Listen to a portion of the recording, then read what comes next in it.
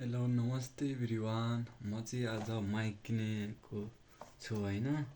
आज हेर्छु यसमा अनबक्सिङ गर्छु के छ फ्यासिलिटीहरू कसरी युज गर्छ हैन।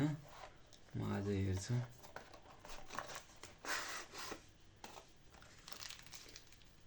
यो चाहिँ यहाँ हाल्नेको लागि छ। दुईटा माइक भयो।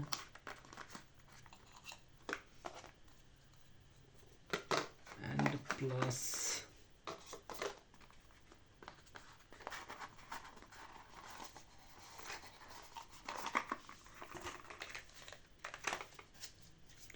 यो भयो मोबाइलमा युज गर्नको लागि। यो सी टाइप पनि दिएको छ हैन। यहाँ पनि भयो युज गर्नको लागि। यो आइफोनको लागि भयो।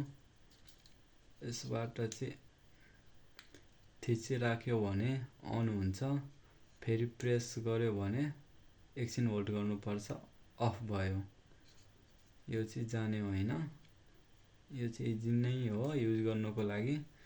नेक्स्ट हाम्रो के छ यो ल यो भयो जाली भयो। दुईटा माइक आज ल क्वालिटी त राम्रै देखिरहेछ। हेरौँ कस्तो छ।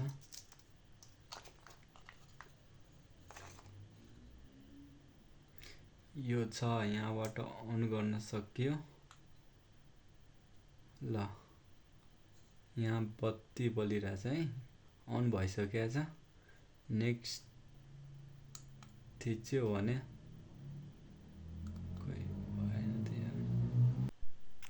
ल अहिले चाहिँ मोबाइलमा कनेक्ट गर्दाखेरि यस्तो आइरहेछ साउन्ड है। यो चाहिँ नर्मल भयो। बिचको नोइज रिडक्सनको काम भयो हैन। लास्टमा इकोको साउन्ड गर्छ है। यो चाहिँ हैन, यही माइक्रोफोनले म रिकर्ड गरिरहेको छु हैन।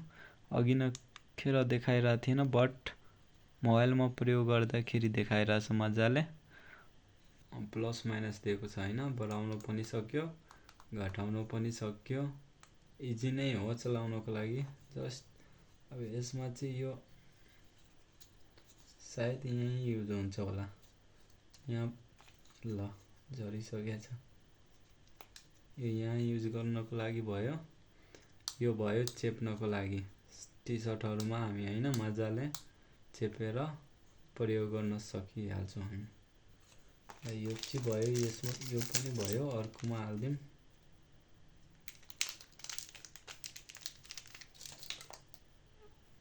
अहिले यो चाहिँ मार्केट धेरै खाइरहेछ यो आजकल।